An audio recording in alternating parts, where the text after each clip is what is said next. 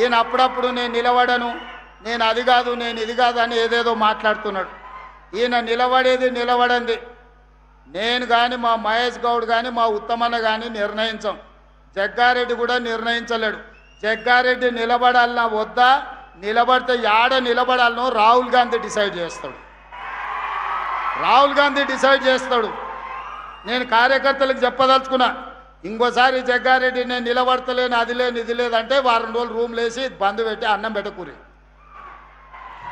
నిలబడేది నిలబడంది, నిలబడితే ఏడ నిలబడేది ఆయన చేతిలో లేదు.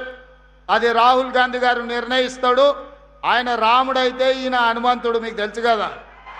రాముడు ఆజ్ఞ హనుమంతుడు, గీత కూడా దాటాడు, చిన్న లైన్ కూడా దాటాడు. కాబట్టి మీరు అదృష్టవంతులు, ఒక రకంగా దురదృష్టవంతులు.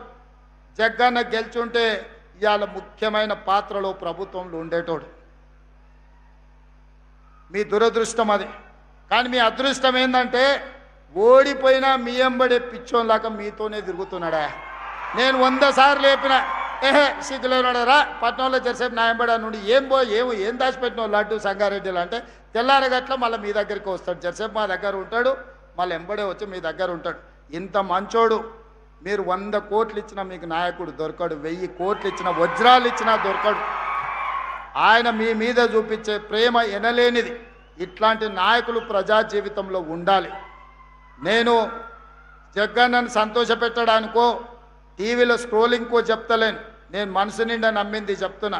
ప్రజలకు ఏదైనా కుటుంబాన్ని కూడా వదిలేసుకొని, పిల్లల ఇల్లు వాకిలి పెళ్ళి అన్నీ వదిలేసి ప్రజల కోసం తిరిగే నాయకుడికి ఒకవేళ మార్కులు వేస్తే తెలంగాణ రాష్ట్రంలో నెంబర్ 1 జగ్గారెడ్డి వస్తారు. నాకంటే కూడా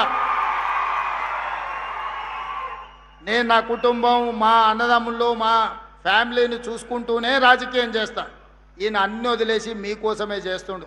జగ్గన్న మిమ్మల్ని కాపాడుకున్నాడు కాదు, జగ్గన్నను కాపాడుకునే బాధ్యత మీది. ఆ బరువు మీ మీద పెట్టి నేను వెళ్తున్నా. మీరందరు మాట ఇస్తారు కదా జగ్గన్నను కాపాడుకునేటందుకు. ఇస్తారా? అన్నోళ్ళు అందరు చేయి పైకెత్తూరి. అందరూ అక్కకిచ్చేది అక్కకిస్తాం, అన్నకిచ్చేది అన్నకిస్తాం.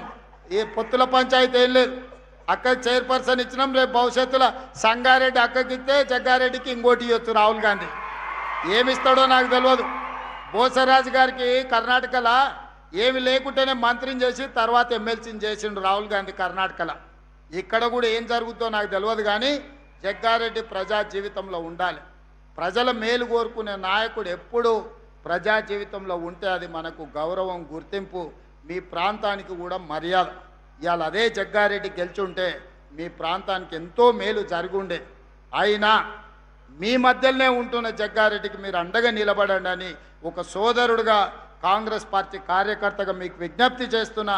ఇలాంటి వాళ్ళు ప్రజా జీవితంలో ఉండాలి, 10 మందికి ఆదర్శంగా ఉండాలని కోరుకుంటూ మీ అందరి దగ్గర సెలవు తీసుకుంటున్న. ధన్యవాదాలు మిత్రులారా.